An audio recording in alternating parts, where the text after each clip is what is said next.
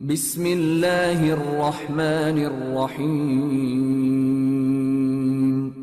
اچھا حضرت، آپ نے یہ بتایا کہ جو موقف دیا کہ افضلیت امام علی علیہ السلام کے حوالے سے، اس میں حضرت یہ بتا دیں کہ قرآن نے معیار کیا قائم کی، کیونکہ ہمارے ہاں جو یہ لوگ کہتے ہیں کہ جو کلی فضیلت ہے حضرت ابوبکر رضی اللہ عنہ کو حاصل ہے، تو وہ ایک معیار وہ دکھاتے ہیں، وہ بیان یہ کرتے ہیں کہ معیار یہ ہے کہ تقوی ہے۔ قرآن نے کہا ان اکرمکم عند اللہ اتقاکم، تم میں سب سے زیادہ متقی جو ہوگا وہ معزز ہوگا۔ تو لہٰذا حضرت ابوبکر قرآن مجید کی جو نص ہے کہ جس نے اپنا تزکیہ کیا اور خشیت رکھی، وہی وہ شخص ہے کہ جو متقی ہے۔ تو اس آیت سے استدلال کرتے ہوئے کہتے ہیں کہ حضرت ابوبکر رضی اللہ تعالیٰ عنہ زیادہ متقی ہیں، تو لہٰذا وہ زیادہ افضل ہیں۔ آپ بتائیں کہ قرآن مجید نے معیار کیا قائم کیا افضلیت کا، جس پر آپ یہ سب جو فضائل، یہ تو فضائل ہی ہیں نا حضرت علی کے جو آپ نے بیان کیے؟ جی مفتی صاحب، یہ کسی کا متقی ہونا، صاحب تقوی ہونا، یہ بھی تو فضل ہی ہے۔ یعنی جو تقوی ہے کسی بندے کے پاس، یہ فضل نہیں؟ فضل ہے۔ تقوی بھی فضل ہے، علم بھی فضل ہے، جہاد بھی فضل ہے، یہ سارا فضل ہی ہے۔ تقوی بھی فضل ہے، اور بات بڑی خاص ہے، قرآن مجید فرقان حمید جو ہے نا، جب وہ یہ کہیں گے، حضرت معذرت سے آپ سے روک رہا ہوں آپ کو، وہ یہ کہتے ہیں یہ سب تو یاسین قادری کا یا آپ لوگوں کا فہم ہے، علماء کا ہے، ہم تو آپ کے سامنے قرآن پیش کر رہے ہیں۔ قرآن کہاں پیش کرتے؟ میں تو چیلنج بار بار کر رہا ہوں، آؤ سامنے کوئی، میں آپ کے پلیٹ فارم کے ذریعے پھر کہہ رہا ہوں، کوئی ایبسلیوٹلی چیلنج ہے، کوئی زید بکر جس کا جی چاہے، لیکن میرا یہ 14 شرائط کے اوپر پڑی ہوئی ہیں، نیٹ کے اوپر میں نے دی ہوئی ہیں، بس فقط قرآن سے کرنی ہے، قرآن سے بس بابے شابے نہیں۔ قرآن کی آیت پڑھیں گے، اس کے نیچے 1000 بھی کوئی حدیث پڑھ لے، اس کو اجازت ہے۔ اچھا، آپ اقوال علماء سے استدلال نہیں؟ نہ، فقط قرآن کے نیچے اس کی تائید میں لے آئیں، قرآن کے تضاد میں نہیں چلے گا کسی کا۔ دیکھیں، ہم بزرگوں کا میں ادب کرتا ہوں، احترام کرتا ہوں، حیا کرتا ہوں، لیکن قرآن کے مقابلے میں اس کے کسی قول کو حجت نہیں مانتا۔ تقوی کی بات سن لیں ذرا، قرآن مجید فرقان حمید میں جو مدار افضلیت بیان ہوئے ہیں، قرآن کہتا ہے بھائی یہ چیزیں جو ہے نا، یہ ڈیمانڈز ہیں، ریکوائرمنٹ ہیں افضل ہونے کی، بلکہ میں حدیث کی طرف بھی آؤں گا۔ تو ایک حکم ہوتا ہے قرآن کا بالعموم، عمومی حکم، جی، پوری امت کے لیے، ٹھیک ہے نا؟ تو اس کا مطلب یہ ہوا کہ فرض کریں قرآن کہتا ہے کہ جو علم ہے یہ افضلیت کا مدار ہے، تو آپ دیکھیں گے کہ حضور کے بعد سب سے بڑا عالم کون ہے؟ وہ کوئی بھی ہو تو پتہ چلا وہ افضل بن جائے گا۔ تقوی جو آپ نے کہا، وہ جو حکم ہے، یہ جو آیت مجیدہ سورہ حجرات کی آپ نے پڑھی ہے، یہ عمومی حکم ہے، کیونکہ اس کے شروع میں یا ایھا الناس، ہاں جی وہی نا، یہ عمومی حکم ہے نا۔ اب دیکھا جائے گا کہ کیا مفتی صاحب میں کیا کروں، میں قرآن پڑھ کے سناتا ہوں، آقا کی حدیث پڑھ کے سناتا ہوں، کہتے ہیں گستاخی ہوگی، میں پھر حلف دے رہا ہوں، واللہ باللہ تاللہ، اللہ اور اللہ کے رسول کی عزت کی قسم کھا کے میں کہتا ہوں، اگر میرے دل میں، میرے وہم میں، میرے گمان میں کسی شخصیت کی گستاخی اور بے ادبی ہو، بلکہ وہ لعنتی ہے، جہنم کا کتا ہے وہ، جو یہ سوچ کے بات کرے کہ میں فلاں کی گستاخی کر رہا ہوں، فلاں کی بے ادبی کر رہا ہوں۔ نہیں، آپ بتائیں، میں صرف حقائق بات کر رہا ہوں حوالہ جات کے ساتھ۔ یہ ہے کہ ہم حوالہ لوگوں کو آپ اگر قرآن مجید فرقان حمید کی سورہ حجرات پڑھ کے دیکھ لیں، اس کی آیت مجیدہ نمبر 2 ہے اس کی، اللہ رب العزت نے ارشاد فرمایا کہ یا ایھا الذین آمنوا لا ترفعوا اصواتکم فوق صوت النبی، اے ایمان والو جب مصطفیٰ کی بارگاہ میں آتے ہو تو اپنی آوازیں پست رکھا کرو، میرے مصطفیٰ کی بارگاہ میں آتے ہو تو آوازیں بلند نہ کیا کرو، اور نہ ٹو بی فرینک، اس طرح میرے مصطفیٰ کو بلایا کرو، پکارا کرو جیسے اب آپ ایک دوسرے کو ٹو بی فرینک بلاتے ہو۔ اگر اس طرح کر لیا تو تمہارے سارے اعمال حبط ہو جائیں گے۔ اب اس میں جو ہماری اہل سنت کی کتابیں ہیں، معتبر کتابیں، صحیح بخاری، صحیح مسلم کی، یعنی متفق علیہ حدیث ہے یہ، کہ ہر بندے کو پتہ ہے، اور اس کا شان نزول ہے، ناصر الدین البانی جیسی شخصیت جو ہے اس نے بھی کہا حدیث صحیح ہے، بلکہ اس حدیث کے اوپر کسی نے آج تک مخالف نے بھی یہ بات نہیں کہ حدیث ضعیف ہے، کہ یہ میں بس بات کا جواب دینے لگا ہوں، بس وہ سن لے ذرا۔ وہ جو دونوں حضرات ہیں شیخین کریمین رضی اللہ تعالی عنہما، یہ دونوں چونکہ حضور علیہ الصلوۃ والسلام کے سامنے ایک امیر کی سلیکشن کے اوپر تھوڑا سا آپس میں جھگڑ پڑے، آواز تھوڑی سی بلند ہو گئی، اس سے اگلی جو جڑی ہوئی آیت ہے اس میں اللہ کیا کہتا ہے؟ پہلی آیت میں اللہ کہہ رہا ہے کہ خبردار نبی کی بارگاہ میں آتے ہو تو آوازیں جو ہے بلند نہیں کرنی، کر لی تو یہ ہوگا۔ اس سے اگلی آیت میں اللہ کیا کہتا ہے کہ ان الذین یغضون اصواتهم عند رسول اللہ اولئک الذین امتحن اللہ قلوبهم للتقوی، کہ وہ لوگ جو نبی کی بارگاہ میں آوازوں کو پست رکھتے ہیں، ان کے دلوں کو اللہ تقوی کے لیے چن لیتا ہے۔ تو پتہ چلا کہ قرآن مجید فرقان حمید کی نص سے پتہ چلا اللہ نے تقوی کا بھی معیار بیان کر دیا، یعنی وہاں پر آپ آواز اونچی نہ کریں، ادب مصطفیٰ.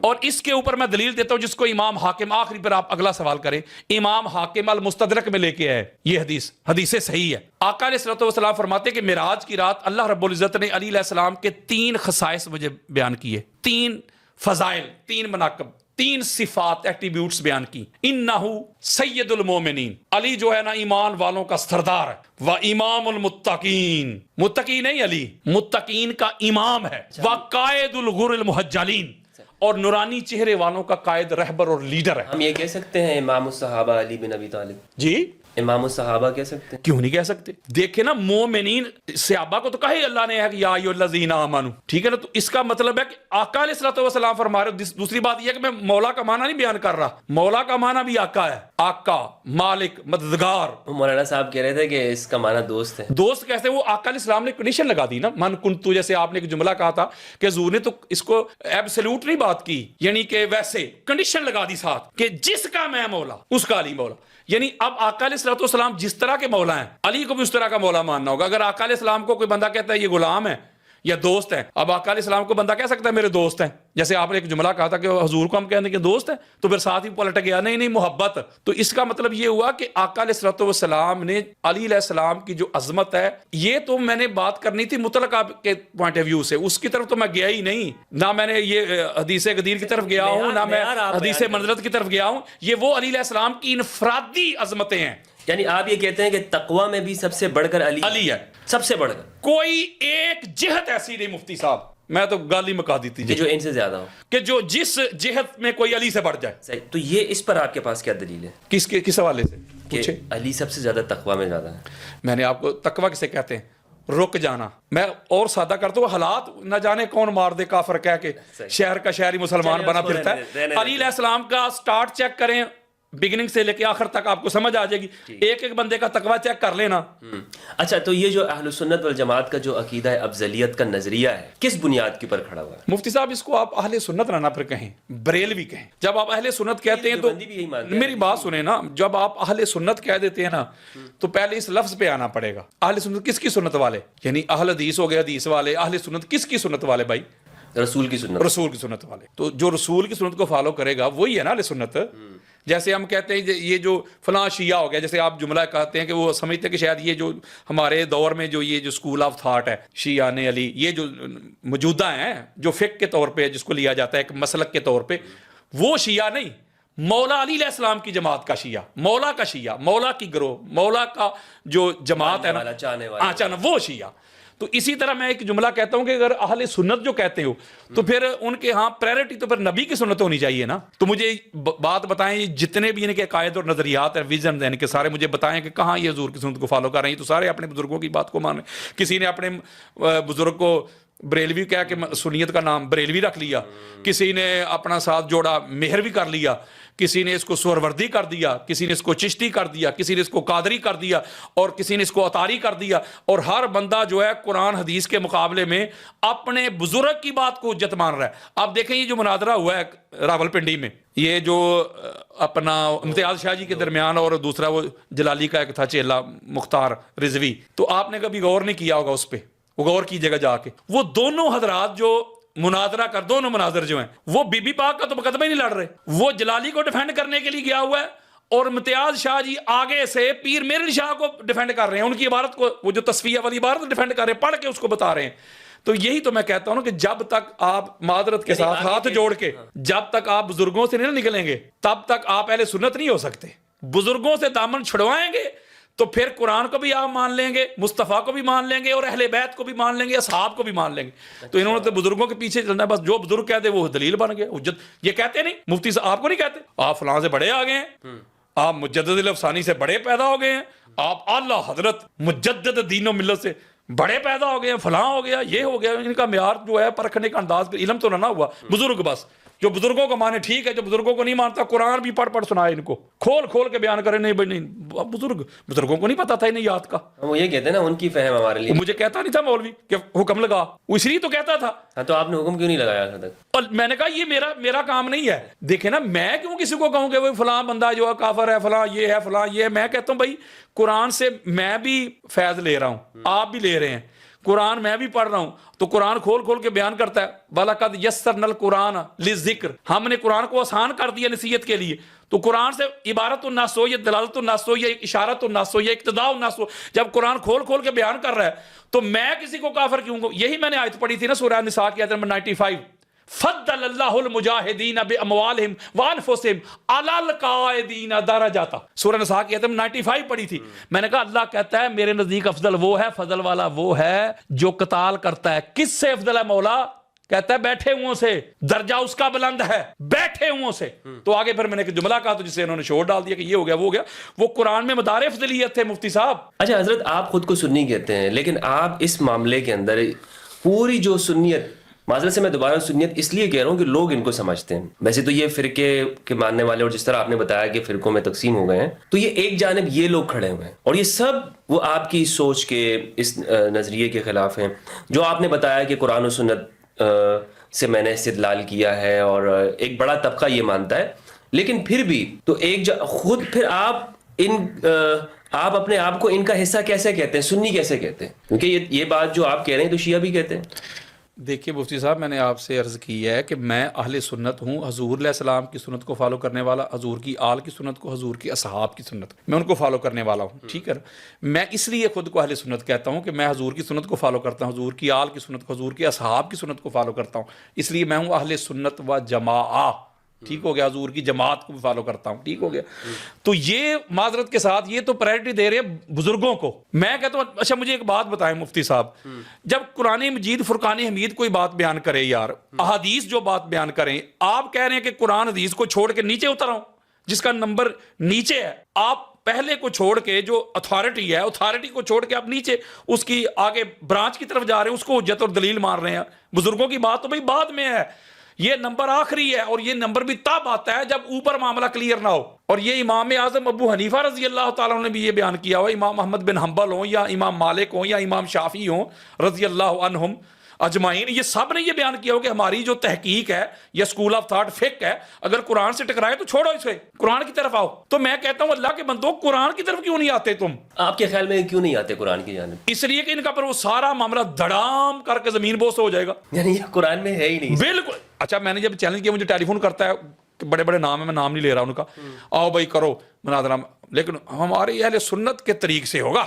اچھا یہ کیا ہوتا ہے؟ قرآن کو سائڈ پہ کر کے, جیسے وہ مجھے کہتا تھا آپ قرآن نہ پڑھیں. اچھا قرآن نہیں پڑھیں, مناظرہ سن لے, وہ کہتا آپ قرآن نہیں پڑھیں گے, آپ قرآن نہیں پڑھنا, آپ نے اب آیات نہیں پڑھیں گے, فلاں فلاں فلاں فلاں فلاں, یہ نہیں کریں گے, بند کریں, قرآن نہیں پڑھیں گے. میرے علی شاہ صاحب کا جواب دو, اللہ حضرت کا جواب دو, ملا علی قاری کا جواب دو, مجد الافسانی کا جواب دو. تو میں نے وہاں کہا تھا, میں نے کہا اللہ کے بندے, میں قرآن پیش کر رہا ہوں تو قرآن کے مقابلے میں تو کہہ رہا ہے بابو, یہ کیا طریقہ ہے؟ یعنی یہ میں اس لیے خود کو اہل سنت کہتا ہوں. اور ان کی جو معذرت کے ساتھ جو سنیت ہے مفتی صاحب, یہ سنیت نہیں تعصب ہے. پتہ کیا, میں ایک بات بتاتا ہوں, یہ جو کہتے ہیں کہ بعد از انبیاء بالتحقیق حضرت ابوبکر صدیق افضل ہے, تو خطبے کے اندر بھی ہے نا. تو کہو یار کوئی لڑائی ہی نہیں, کوئی جھگڑے ہی نہیں. وہ کہتے ہیں جو نہ مانے وہ دال ہے, وہ گمراہ, وہ جہنمی, وہ سنی نہیں, وہ فلاں, اس پہ آگ لڑائی ہوتی ہے. ہم ایک اگلی بات ہے مفتی صاحب, ادھر رک جائیے گا, بڑی خاص بات ہے. جب یہ کہتے ہیں کہ بعد از انبیاء بے تحقیق حضرت ابوبکر صدیق افضل ہے, تو یہ پھر مولا علی علیہ السلام کے گستاخ تو نہیں نہ بنتے ہوں گے؟ یہ کہتے ہیں نہیں بنتے, نہیں بنتے, کہتے نہیں جی ہم نہیں بنتے. تو جب یاسین قادری یا مفتی فضل ہمدرد کہے کہ حضور کے بعد مولا علی افضل ہے, تو کہتے ہیں ابوبکر صدیق کا گستاخ. یعنی یہ کیسی ڈویلٹی ہے, یہ کیسا دورہ معیار ہے. ایک طرف آپ کہتے ہیں کہ جو یہ اپنا مسئلہ فدق ہے کہ کہ حضرت ابوبکر صدیق نے جو فیصلہ کیا حق تھا، سچ تھا، تو ہم بی بی پاک کے گستاخ نہیں. اگر یاسین قادری کہے کہ نہیں بی بی پاک سچی تھی تو کہتے ابوبکر صدیق کے گستاخ. میں کہتا ہوں یار یہ ڈویلٹی تو نہیں ہونی چاہیے. ایسا کیوں ہے؟ یہ دوہرا معیار ہے. یعنی جو اہل بیت کے لیے وہ حمیت کیوں نہیں ہے؟ مجھے جو سمجھ آئی ہے نا مفتی صاحب، مجھے سمجھ آیا کہ جتنی عظمتیں جتنی رفتیں ہماری کتابوں میں لکھی ہوئی ہیں اہل بیت اطہار کے حوالے سے، خدا کی قسم سینہ ٹھنڈا ہو جاتا. ایسے فضائل، ایسے مناقب، اہل بیت کی ایسی شان ہمارے بزرگ لکھ گئے ہیں. مجھے جو سمجھ آئی ہے نا یہ کیوں اس طرح کرتے ہیں، یہ ایک ہی وجہ ہے، فقط شیعہ کی ضد. کیونکہ یا تو پھر ہماری کتابوں میں ان کی عظمتیں نہ ہوتی، نہ قرآن میں ہوتی، نہ حدیث میں ہوتی. ٹھیک ہے. اچھا یہ ایسا ہو سکتا ہے کہ بخاری رحمہ اللہ نے جو یہ لکھا ہے فتح کے بارے میں کہ بی بی نے اپنے حق کا مطالبہ کیا، تو یہ بخاری کا نظریہ بھی یہی تھا یا انہوں نے ویسے ہی لکھ دیا اس میں؟ نہیں دیکھنا، یہ جو آپ بہتر جانتے ہیں، جو محدث ہوتا ہے نا مفتی صاحب، اس کا کام ہوتا ہے بس حدیث کو کلیکٹ کرنا. ہو سکتا ہے اندر اس تھوڑا بہت ایک بندے کا رجحان بھی ہوتا ہے، محدث مائل بھی ہوتا ہے کسی کی طرف، اس کا لگاؤ بھی ہوتا ہے. یہ اس پہ پابندی نہیں میں لگا سکتا، لیکن اصل کام اس کا ہوتا ہے احادیث کو جمع کرنا، آگے پھر وہاں اس کو آگے اس سے احکام اخذ کرنا. یہ فقیہ کا کام ہوتا ہے. بخاری نے تو کہا ہے نا کہ میں دین کے طور پر اس کو آج جو ترجمۃ الباب اس نے قائم کیے ہوئے امام بخاری نے، بہت بڑی شخصیت ہے، انہوں نے بڑا کام کیا. لیکن میں نے کئی ایسے ان کے اپنا چیپٹر پڑھے ہیں یا ان کے ابواب میں نے دیکھے ہیں کہ باب اوپر اور ہے نیچے وہ حدیث ہی نہیں اس کے مطابق. جیسے یہ اپنا یہ جو آمین بالجہر کا باب انہوں نے باندھا ہے تو نیچے ایک بھی حدیث نہیں ہے، دکھائیں مجھے بخاری سے. انہوں نے بس فضیلت بیان کر دی ہے کہ جو فرشتوں کی آمین سے آمین مل جائے تو فضیلت ہے، آمین بالجہر تو ہے ہی کوئی نہیں، تو باب انہوں نے اوپر یہ باندھا ہوتا ہے. خیر یہ ایک اور موضوع ہے. میں صرف یہ کہنا چاہتا ہوں کہ مجھے جو سمجھ آئی ہے نا وہ فقط یہی آئی ہے کہ یہ لوگ جو ہے نا چونکہ دونوں طرف معاملات تو ہوتے ہیں نا، تو جو بھی افضلیت علی کا قائل ہوتا ہے اسے یہ نکال دیتے ہیں. یہ کیوں نکالتے ہیں؟ نکالتے نہیں بلکہ وہ کہتے ہیں گمراہ ہے، فلاں ہے، فلاں ہے، فلاں ہے، تبذیلی ہو گیا ہے. ہاں جی. یہ کب سے ایجاد ہوا یہ لفظ تبذیلی ہو گیا؟ یہ تو 100-150 سال سے، یہ جب سے ہندوستان میں یہ احمد رضا خان بریلوی ہیں، یہ جو آیا نا شدت عقائد میں، نظریات میں، یہ جو جنون ہے، یہ جو مذہبی دہشت گردی ہے، یہ یہاں سے سٹارٹ ہوئی ہے معذرت کے ساتھ. اب تو یہ کہتے ہیں جو ہاں جو یہ کہتے ہیں اپنے نام کے ساتھ رضوی نہ لکھو، بریلوی نہ لکھو، وہ سنی نہیں. تو میں پوچھتا ہوں کہ وہ خود تو نہیں لکھتے تھے رضوی اور بریلوی، وہ تو قادری لکھتے تھے، یا جو اس سے پہلے بڑے لوگ گزرے ہیں وہ پر سنی نہیں تھے، وہ تو نہیں لکھتے تھے بریلوی یا رضوی یا اس طرح کے معاملات. تو یہ تعصب آ گیا ہے دلوں میں، اتنی گھٹن ہے. یقین کریں میں آپ کو مفتی صاحب بتاؤں، میں جہاں جاتا ہوں یہ ابھی ایک بہت بڑا آستانہ ہے، بہت بڑا، لاکھوں کا ان کا آگے مجمع ہوتا ہے. ان کے پیر صاحب کا وصال ہو گیا، میرا انہوں نے خطاب رکھا ہوا تھا، تو وہ پورا ایک گڑھ ہے، پوری مشنری حرکت میں آ گئی کہ قادری صاحب کا خطاب نہیں ہونا چاہیے، ان کو روکیں. اوپر تک معاملہ چلا گیا، D S P, S P, اوپر تک معاملہ جا، انہوں نے نہیں خطاب مجھے کرنے دیا. مجھے کیوں روکا ہے انہوں نے؟ مفتی صاحب مجھے اس لیے روکا ہے انہوں نے کہ یہ بندہ آیا نا تو یہ تو علی کی شان بیان کرے گا، اہل بیت کی شان بیان کرے. اس کا مطلب مجھے نہیں روک رہے، وہ ذکر اہل البیت کو روک رہے ہیں مفتی صاحب، کیونکہ ان کو پتہ ہے یہ آئے گا تو یہ بیان کرے گا. کیونکہ یہ تو اس کو سنی مانتے ہیں جس کو موضوع دیا جائے ذکر امام حسین علیہ السلام کا. 1 گھنٹہ خطاب کرنا اس نے، 50 منٹ وہ صحابہ کی شان سنائے اور 10 منٹ آخر پہ امام حسین کی سنائے، تو کہتے ہیں یہ سنی ہے پکا. یہ ہے ہمارا حال سنیت کا. تو معذرت کے ساتھ الحمدللہ لوگوں کو شاید مغالطہ لگ گیا کہ پتہ نہیں یاسین قادری صاحب پتہ نہیں فلاں ہو گئے ہیں، فلاں ہو گئے ہیں. میں واللہ باللہ تاللہ میں سنی تھا، سنی ہوں، سنی رہوں گا. ٹھیک ہے نا؟ رسول کی سنت والا سنی، اصل سنی، ان کی طرح نہیں 2 نمبر سنی نہیں، حسینی سنی، علوی سنی، جعفری سنی، حسنی سنی. میں وہ سنی ہوں جو پیارے مصطفیٰ کی سنت کو فالو کرتا ہے، حضور کے آل کی سنت کو، حضور کے اصحاب کی سنت کو فالو کرنے والا سنی ہوں. میں معذرت کے ساتھ میں اس طرح کے معاملات والا سنی نہیں ہوں. میرا فرق صرف یہ ہے. میں تو اکثر کہتا ہوں، انہوں نے کہا جی مجھ سے انہوں نے انٹرویو لیا، انہوں نے کہا جی وہ سنی، وہ تو کہتے ہیں ہم سنی ہیں. میں نے کہا اپنی سنیت ثابت کرو. یہ بھی میں چیلنج کر رہا ہوں. یعنی آپ ان لوگوں کو بالکل سنیت ثابت کریں. کیسے اہل سنت ہیں وہ ثابت کریں؟ نہیں، یہ کہتے ہیں بھائی 1400 سال سے جو اہل سنت چلے آ رہے ہیں، جو صحابہ چلے، کیسے انہی کے اس پر اگر صحابہ کے ہاں یہ معاملہ جو انہوں نے کیا ہوا، اگر صحابہ کے ہاں یہ ہو ہی نہ تو پھر یہ کیسے سنی ہے جی؟ یہ جو مفاضلہ انہوں نے گھڑا ہوا ہے، یعنی اہل بیت طہارہ اور اصحاب کے درمیان، شیخین کے درمیان، تو یہ اگر صحابہ میں یہ معاملہ ہو ہی نہ تو پھر ان کا کیا علاج ہے؟ صحابہ تو کہا کرتے تھے کننا نخیر بعد رسول اللہ یا بابا. نہیں کہا کرتے تھے نا، لیکن انہوں نے اس کو مفاضلے کے طور پہ تو نہ لیا کہ جو ابوبکر کو نہیں مانتا وہ دال ہے، وہ یہ ہے، وہ ہے. بے شمار صحابہ کی جماعت تھی مولا علی علیہ السلام کو افضل مانتی تھی، تو ان کا پھر کیا کرنا ہے؟ اچھا ایسے بھی تھے؟ ہاں بے شمار تھے. عبداللہ ابن مسعود دیکھ لیں، امام محمد بن حنبل لے کے آئے فضائل صحابہ میں، دیگر کتب میں اپنا الاستیعاب میں آئی ہے، صحیح سند کے ساتھ یہ روایت آئی ہے، بے شمار ہیں. بلکہ بے شمار حضرت عمر بن خطاب کا بھی یہ عقیدہ تھا، بلکہ ابو بکر صدیق کا بھی یہ عقیدہ تھا کہ علی افضل علی افضل ہے۔ حضرت ابو بکر صدیق تو علی علیہ السلام کے آگے چلنا بھی گوارا نہیں کرتے تھے۔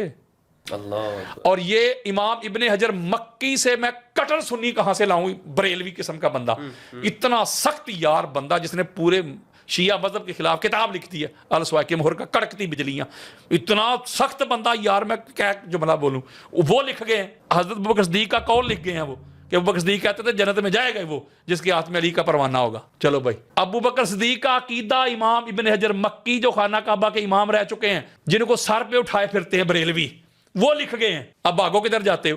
تو لہٰذا یہ جو انہوں نے بنایا ہوا ہے نا کہ یہ کہیں گے جی یہ اصحاب کا یہ طریقہ ہے، اصحاب کے عمادت کے ساتھ یہ جو کمپیریزن انہوں نے بنایا ہوا ہے نا، اصحاب کی بالکل بھی نہیں تھی یہ بات، بلکہ حضور علیہ السلام بھی جاتے وقت اصحاب کو تو کہہ کے گئے تھے دو چیزیں تمہیں دے کے جا رہا ہوں، قرآن اور اہل البیت۔ اصحاب کو تو حضور کہہ رہے تھے کہ ان کو پکڑو گے لن تضلوا بعدی، میرے بعد گمراہ نہیں ہوں گے، ان کو تھوڑا کہا تھا حضور نے، یعنی صحابہ پر بھی اہل البیت کی پیروی واجب۔ بالکل، یہ حضور فرما کے میں تھوڑا کہہ رہا ہوں میری کیا اوقات ہے، میری کیا حیثیت ہے، کہیں امرین کہا، کہیں خلیفتین کہا، کہیں ثقلین کہا، تو یہ آقا علیہ الصلوۃ والسلام ہی تو دے کے گئے ہیں، اصحاب کو دے کے گئے ہیں۔ اور بخاری میں حضرت ابوبکر صدیق کا قول نہیں ہے، ان کا فرمان ہے صحیح بخاری میں کہ اہل بیت اطہار کی، حضور علیہ السلام کی محبت حضور کی آل میں تلاش کرو۔ تو پھر اس کا مطلب یہ چیزیں توسب ہے اور کوئی چیز نہیں ہے۔ مفتی صاحب یہ ٹھیکیدار بن جاتے ہیں جی، جو اہل بیت سے محبت کرتا ہے یہ سنی نہیں ہے، یہ رافضی ہے، یہ فلاں ہے، یہ فلاں ہے۔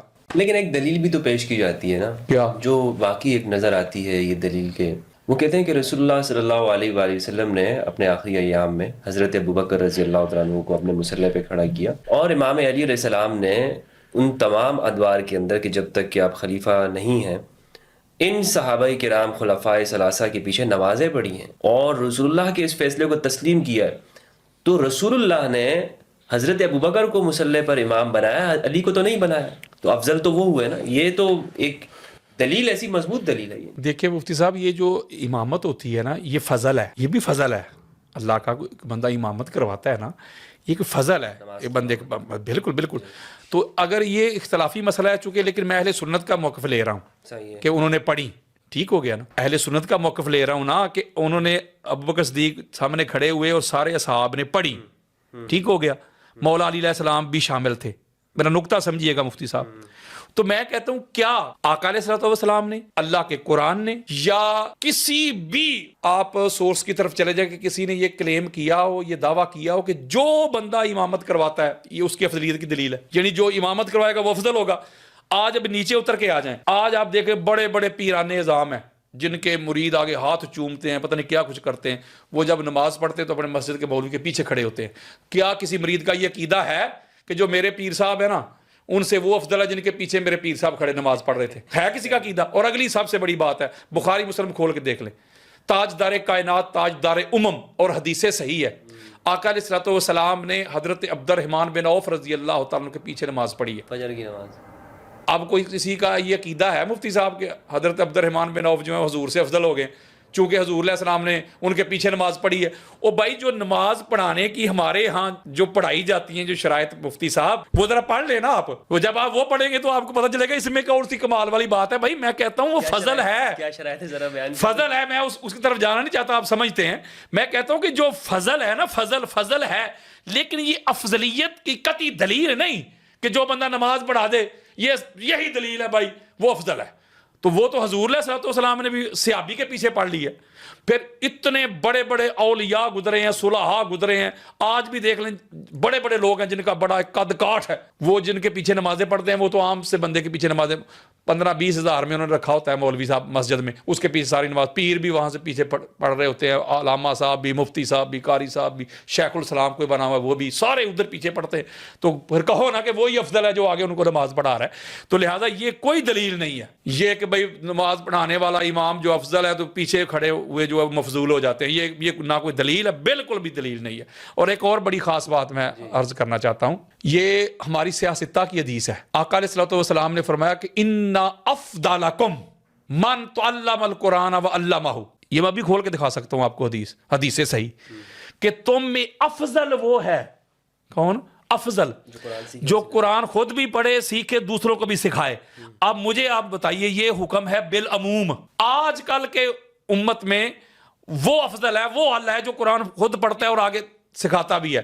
تو مجھے بتائیں کہ پاک محمد کے بعد پوری کائنات میں علی سے بڑھ کے قرآن کو جاننے والا کون ہے؟ حضرت عبداللہ ابن مسعود کہتے ہیں کہ قرآن 7 معنی میں نازل ہوا ہے. اس کے ایک ایک حرف کا ایک ظاہر ایک باطن ہے، اور جو شخص علم رکھتا ہے نا ظاہر اور باطن کا، اس کا نام علی ابن ابی طالب ہے. عبداللہ ابن عباس کا یہ فرمان ہے کہ قرآن مجید فرقان حمید کی جتنی بھی آیات ہے، اس کے ناسخ منسوخ، اس کی تنزیل تعویل کا جو بندہ علم رکھتا ہے اس کا نام علی ابن ابی طالب ہے. اما عائشہ صدیقہ رضی اللہ تعالیٰ عنہ کا یہ موقف ہے. پھر حضرت عمر بن خطاب یہ کہتے ہیں کہ علی سے بڑا قرآن کا عالم ہی کوئی نہیں ہے. تو علی علیہ السلام سے بڑا قرآن کا عالم ہی کوئی نہیں ہے یار، تو پھر حضور کی امت میں علی سے بڑھ کے افضل کو کیسے ہو سکتا ہے؟ خود امام علی کا بھی یہی. پھر یہ بخاری میں بھی روایت موجود ہے، صحیح بخاری میں روایت موجود ہے. جب حضور علیہ السلام سے پوچھا گیا کہ یا رسول اللہ افضل کون ہوگا، حضور نے فرمایا یجاہد فی سبیل اللہ. گالی مک گئی. افضل وہ ہے جو قتال کرتا ہے، جہاد کرتا ہے. مولوی صاحب مجھے کہتے ہیں جی خالد بن ولید نے بھی تو جہاد کیا ہے. میں نے کہا اللہ نے قرآن مجید فرقان حمید کی سورہ حدید کی آیت نمبر شاید 10 ہے کہ 110 ہے، اس میں اللہ رب العزت واضح کر دیا کہ جنہوں نے فتح مکہ سے پہلے قتال کیا بعد میں کیا، فرق ہے، برابر نہیں ہو سکتے. اور علی علیہ السلام نے اس وقت قتال کیا ہے، جہاد کیا ہے، جب کیا اس کا جملہ کہوں میں، جب اسلام ابھی بالکل بچہ تھا، جب وہ پھل پھول رہا تھا، جب اسلام کے شروع کے دور میں اب بگننگ تھی. اس وقت علی علیہ السلام کی تلوار چلی ہے. بدر ہو، احد ہو، خندق ہو، حنین ہو، خیبر ہو، ٹھیک ہے نا. جب عمر بن عبد ود نے آ کر للکارا تھا تو یہ لوگ کدھر تھے؟ حضرت خالد بن ولید نے بعد میں جا کے جو شرکت کی ہے معاملات، وہ اللہ نے اس کی کلیئرٹی دے دی ہے سورہ حدید میں. اس کو علی علیہ السلام کے ساتھ آپ کمپیئر نہیں کر سکتے. احد میں وہ کہاں تھے سب کو پتا ہے. دیگر جو معاملات ہوئے مالک بن نویرہ کے ساتھ، میں اس کی طرف بھی نہیں جا رہا. بہت تو اسی وجہ سے تو مسلمانوں، میں بس یہ آپ کو بتانے لگا ہوں کہ جب یہ شرط دیکھیں گے مفتی صاحب، اس میں بھی علی افضل ہے. اب دیکھیں کہ آقا علیہ الصلوۃ والسلام جو ہیں وہ پہلی تخلیق ہیں. اس میں ابو ہریرہ بھی روایت کرتے ہیں، جابر بن عبداللہ انصاری کی میں انبار لگا سکتا ہوں وہ حدیث کے. جب یہ حضور علیہ السلام سے پوچھا گیا کہ آپ کب سے متا واجبت لک النبوۃ، آپ کب سے آپ کے لیے نبوت واجب ہوئی، کب سے نبی ہیں؟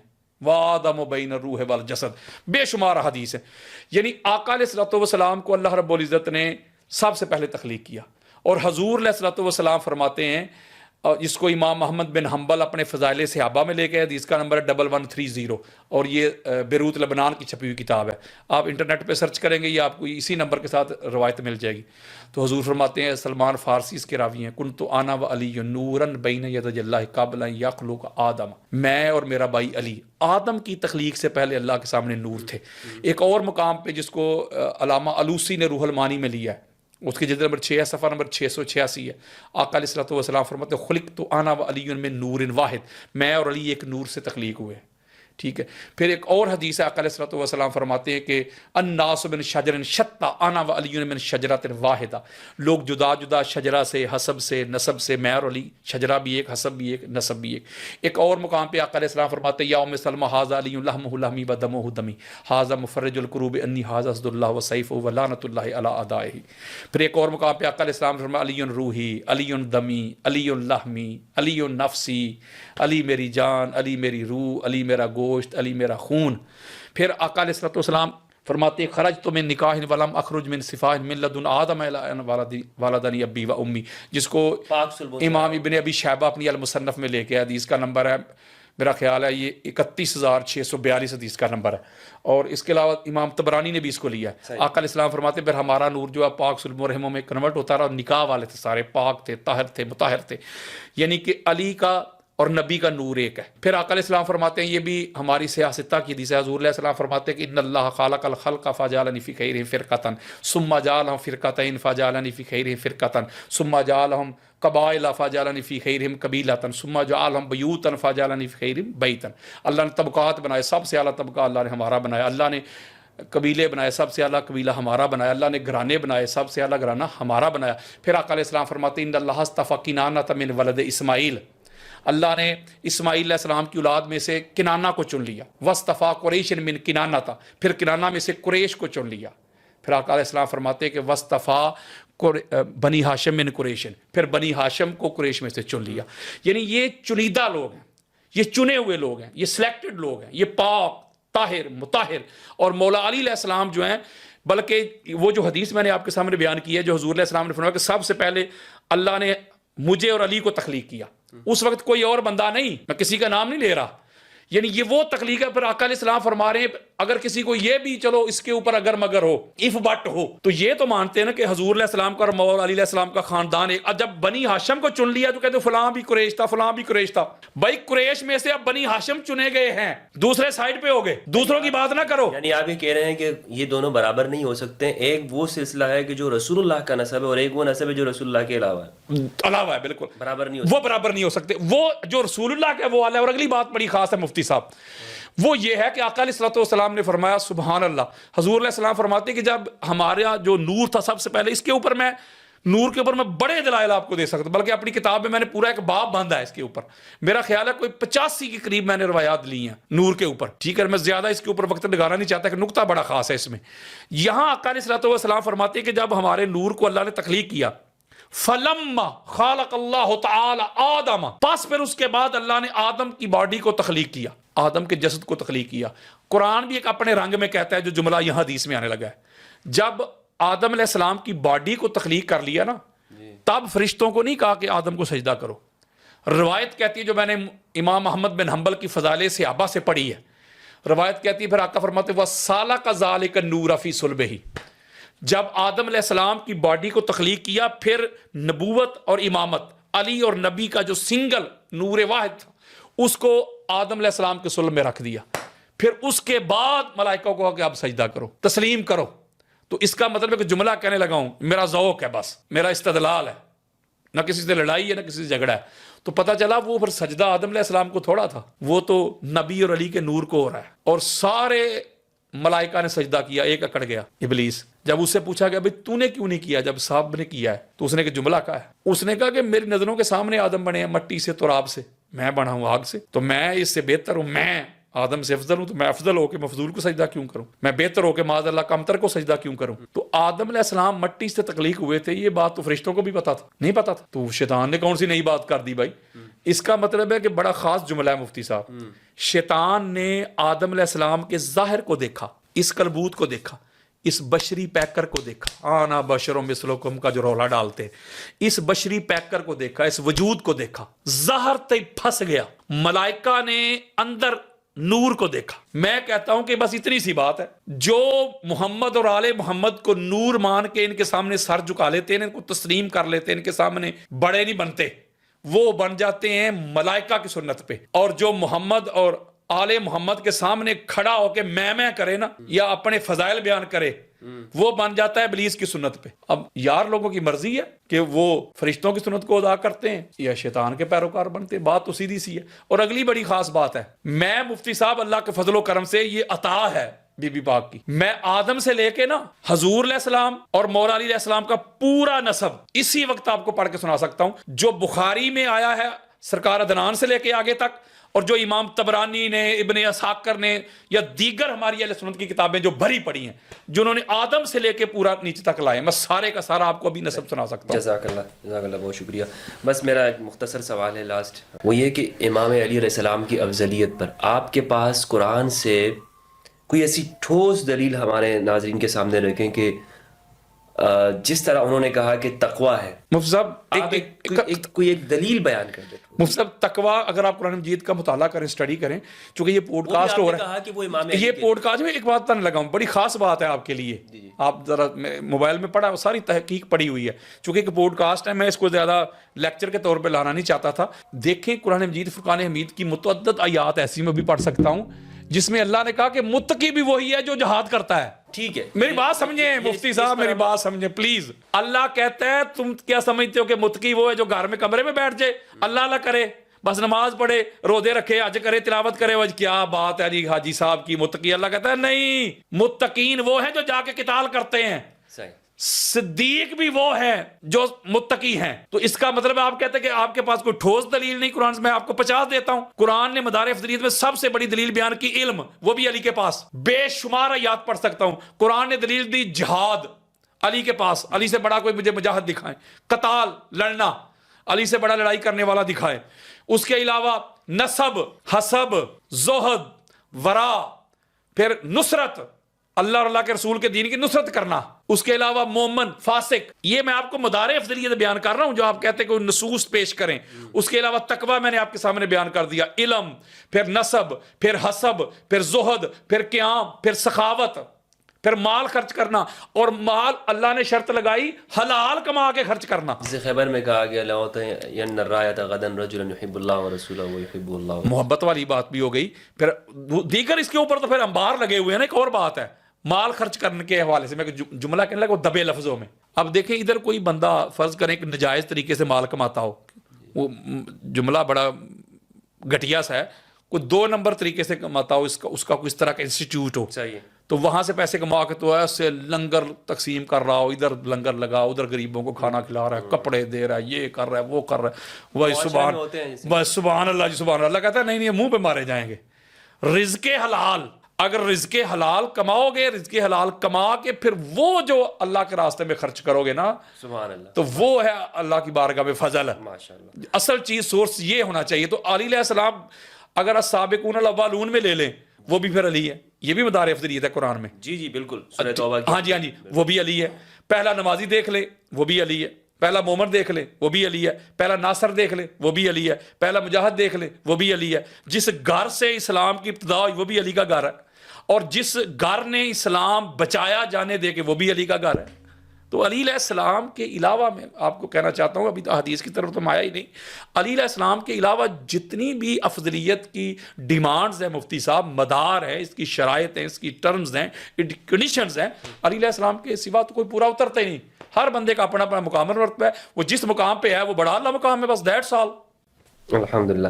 اچھا حضرت، آخری سوال ہے میرا کہ اگر آپ یہ کہتے ہیں کہ امام علی علیہ السلام کے بارے میں صحابہ کرام سب سے افضل امام علی کو ہی کہتے تھے اور سب سے افضل ہی امام علی علیہ السلام ہیں، اتنے فضائل، جس طرح کہ آپ نے احمد بن حنبل رحمہ اللہ کا قول بھی پیش کیا کہ صحابہ میں سب سے زیادہ علی کے فضائل آئے، تو پھر ہم یہ کیوں دیکھتے ہیں کہ وہ 6 ماہ وہ پیچھے رہے اور خلافت میں ان کو آگے نہیں کیا گیا؟ سقیفہ میں وہاں صحابہ نے فیصلہ کر لیا اور کوئی ایسا نہیں اٹھا کہ انہوں نے یہ کہا کہ نہیں یہ تو ہم میں سب سے افضل علی ہیں تو یہ ان کا حق بنتا.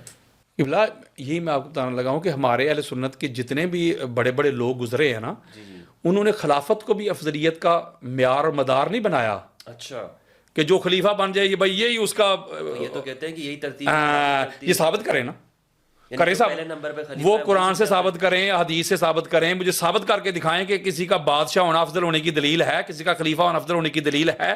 اگر یہ جو روایت پیش کرتے ہیں کہ محمد بن حنفیہ نے جو رضی اللہ تعالیٰ نے پوچھا جب مولا علی علیہ السلام سے کہ بابا پوری امت میں حضور کے بعد افضل کون ہے، تو انہوں نے شیخین کا نام لیا، فرمایا بابا جانا آپ، فرمایا عام مسلمان ہوں. تو یہ بڑا ڈنڈورا پیٹتے ہیں. مجھے ایک بات بتائیں، مان لی یہ بات مفتی صاحب، نہ یہ دونوں کا نام ہے. میں چپ ہو گیا کہ کہیں ایسا نہ ہو گیا تو پھر اگر وہ میں مسلمان، آپ مجھے بتائیں پھر معاذ اللہ ثم معاذ اللہ، مولا علیہ السلام کی جو کہتے ہیں جو نہیں مانتا وہ گستاخ ہے علی کا، وہ یہ ہے وہ ہے. مولوی آج کل بڑا رولا ڈالتے ہیں آپ کے کراچی شہر کے. میں ایک سوال پوچھتا ہوں، پھر علی علیہ السلام تو پھر کہہ رہے ہیں میں عام سا مسلمانوں کی طرح، پھر مولا علی علیہ السلام کا درجہ پھر عام سا ہو گیا نا یار، وہ خود کہہ رہے ہیں. روایت کے الفاظ تو یہی ہیں، روایت کے الفاظ تو پھر یہی ہیں. اس کا مطلب ہے وہ افضل ہے. تو مولا علی علیہ السلام عام خاص نہیں، تو عام کا اطلاق کر کے دکھائیں مجھے، جیسے عام مسلمان آج کل ہے پھر معاذ اللہ اس طرح ہے مولا علی علیہ السلام. مفتی صاحب یہ بالکل بات نہیں ہوتی، یہ جہل لوگ ہیں. میں بخاری مسلم سے انبار لگا دیتا ہوں کسی وقت. آقا علیہ الصلوۃ والسلام نے خود فرمایا کہ مجھے یونس علیہ السلام سے افضل نہ کہو، بلکہ وہ جو مجھے یونس علیہ السلام سے افضل کہتا ہے کذاب ہے، میں اجازت ہی نہیں دیتا. کہیں فرماتے مجھے موسیٰ علیہ السلام سے افضل نہ کہو، کہیں فرماتے مجھے کسی بھی نبی سے افضل نہ کہو.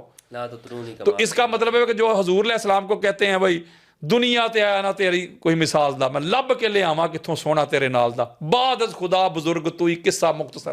ان کا پھر کیا کرنا ہے؟ یہ تو نبی کے گستاخ ہے. حضور فرما رہے ہیں مجھے افضل نہ کہو، تو ہمارا عقیدہ ہے حضور ساری کائنات سے افضل ہے. یہ فرمایا مجھے حضرت عیسیٰ پر بھی فضیلت، بالکل. تو اس کا مطلب یہ ہوتا ہے کہ جو بڑا ہوتا ہے مفتی صاحب، جو بڑا ہوتا ہے یہی تو اس کا بڑا ہونا ہے کہ بڑا ہو کے بھی کہے کہ میں بڑا نہیں. یہاں پر انٹرسٹنگ سوال ہے، میں بس یہ اسی پر اختتام کرنا چاہوں گا کہ حضرت ابوبکر رضی اللہ عنہ کی خلافت منعقد ہو گئی ہے، سب صحابہ نے کر لی ہے، لیکن اس کے باوجود بھی وہ امام علی علیہ السلام کے گھر پہ آ رہے ہیں اور پوچھنا چاہ رہے ہیں کہ آپ کیوں پیچھے ہیں.